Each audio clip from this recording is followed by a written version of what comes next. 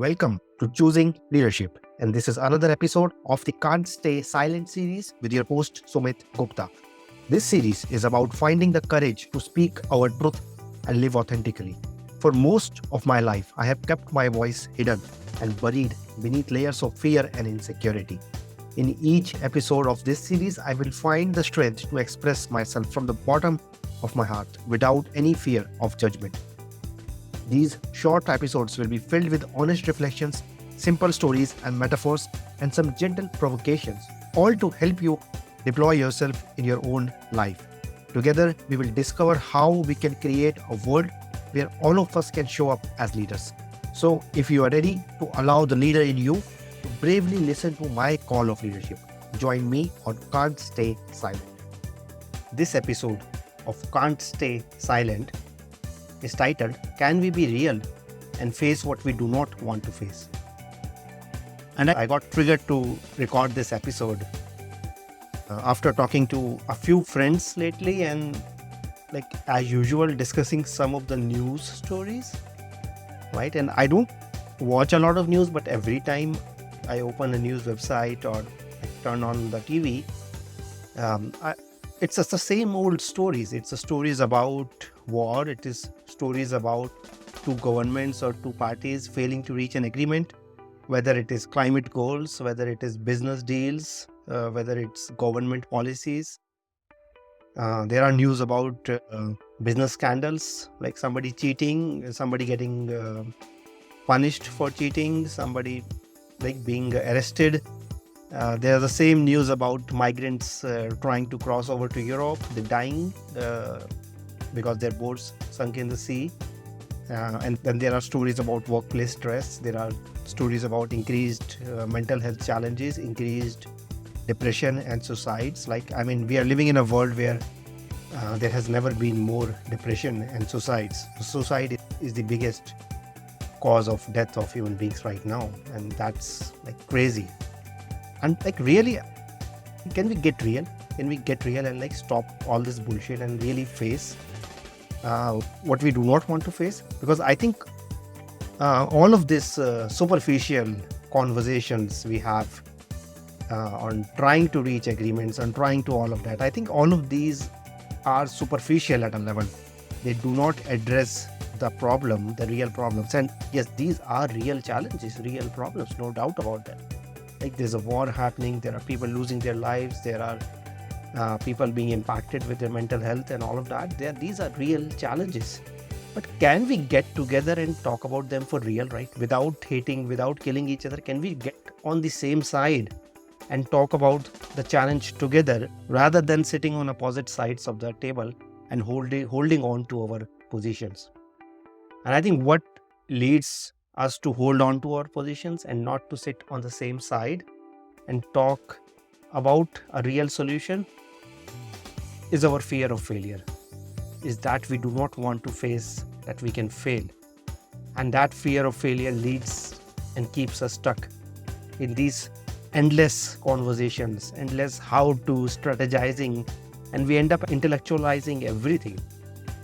In the end, what it does, it stirs up emotions, it creates conflict, it creates endless late into the night meetings in like these big conferences like COP and all of that, without actually producing any clear agreements or legal frameworks. It's a call for all of us to grow some balls and really face that we can fail as a species. And whenever people are coming to these negotiation tables, they have a position, right? Either they are representing a company, or they are representing a country, or they are representing a portfolio, a ministry in a company, or maybe they're representing a non-profit.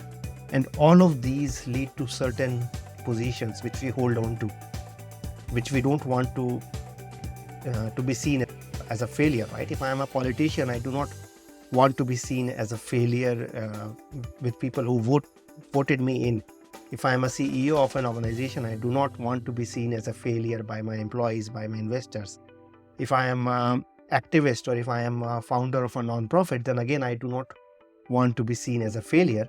And what that does is that keeps us keeps us holding on to a certain position and without really meeting each other as human beings who are facing a problem together, rather than A versus B, rather than two people on opposite sides of the table.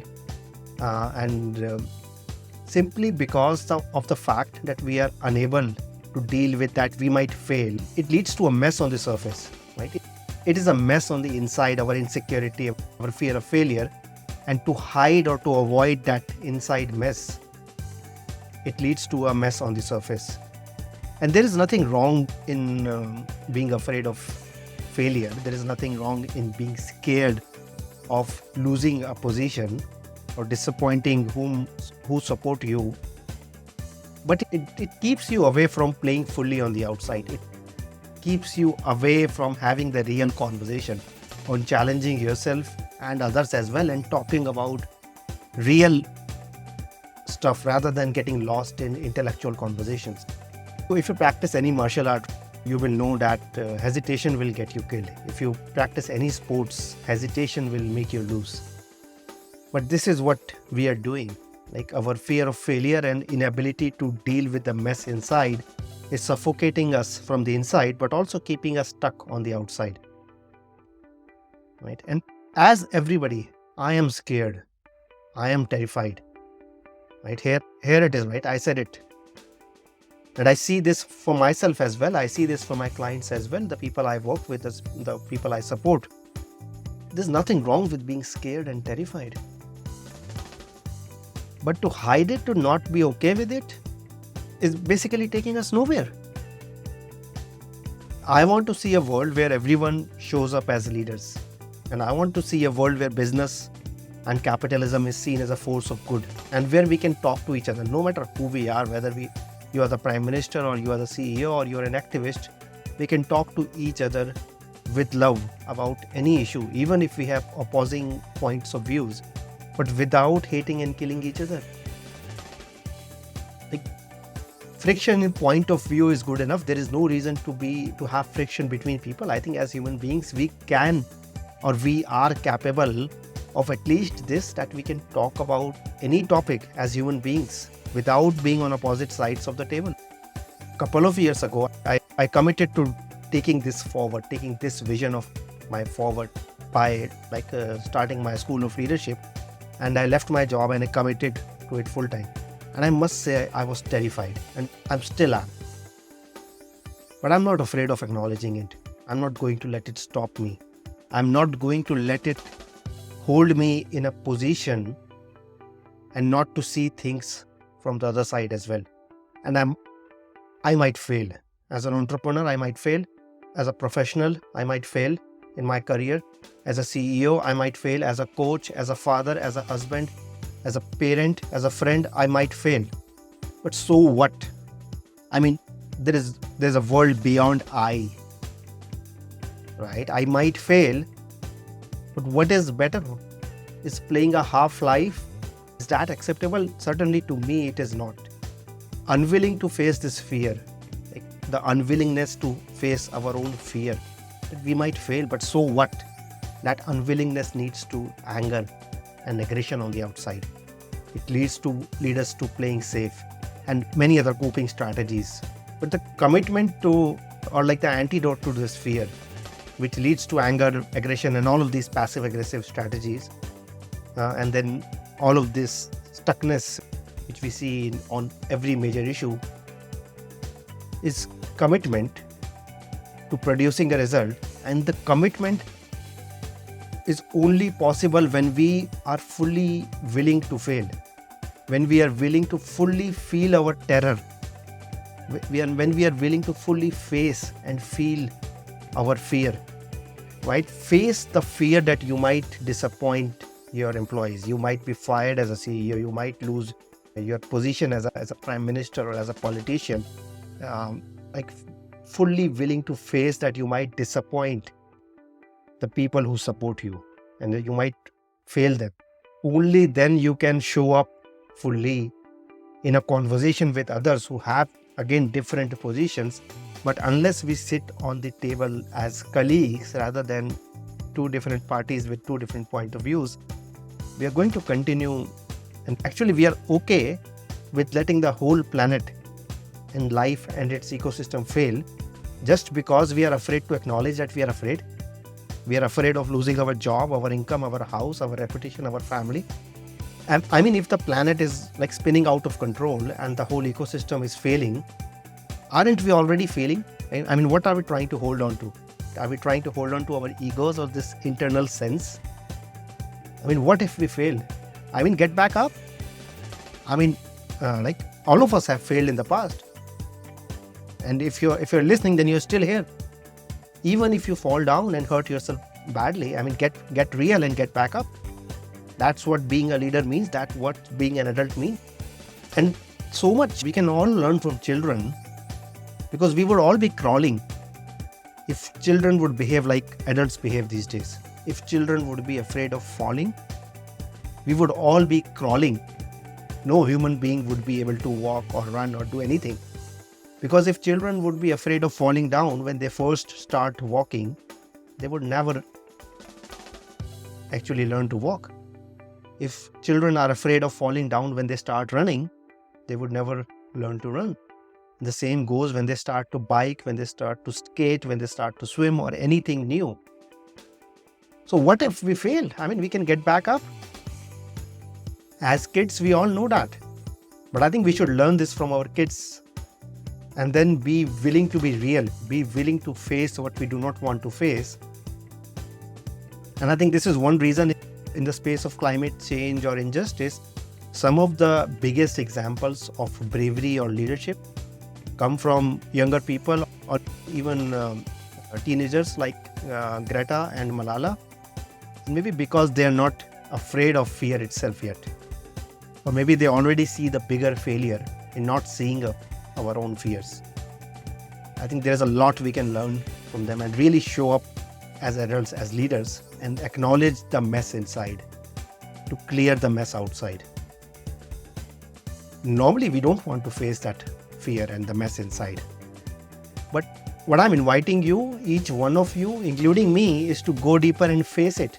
Face what are you actually afraid of? Like losing your house, losing your money, losing your votes, losing your position, losing your title. People judging you, what they will think about you. I mean, so what? I mean, why do you care so much about all of this? And this is how you get to any success. Not by trying to be safe and hesitating, but by being fully willing to fail. Let me repeat that. The way you get to success is not by trying to be safe and hesitating, but by being fully willing to fail. Fully willing to fail is a precondition for your full commitment to whatever that you're trying to achieve. Otherwise, you are always keeping your one foot behind, and you cannot take a leap of faith. You cannot take a jump if your 1 foot is still on the ground. And if we can't be with something fully that we are afraid of, then it won't let us be fully committed to whatever result that we want to commit to. If I cannot be fully with the fear of that I might lose everything I have, it will not allow me to be fully committed to every result that I want to produce. Can you see the paradox here? Right? We create a mess on the outside, and this is often unintentional and subconscious, right? So I'm not blaming anybody. Everybody does that in their best intentions, in their best ability to avoid the mess inside. But unless we address this head on, 20 years from now, we are going to talk about the same problems. The French philosopher Blaise Pascal once said that all of humanity's problems stem from man's inability to sit quietly in a room alone. And I think this is so head on. And I think this quote was said 400 years ago.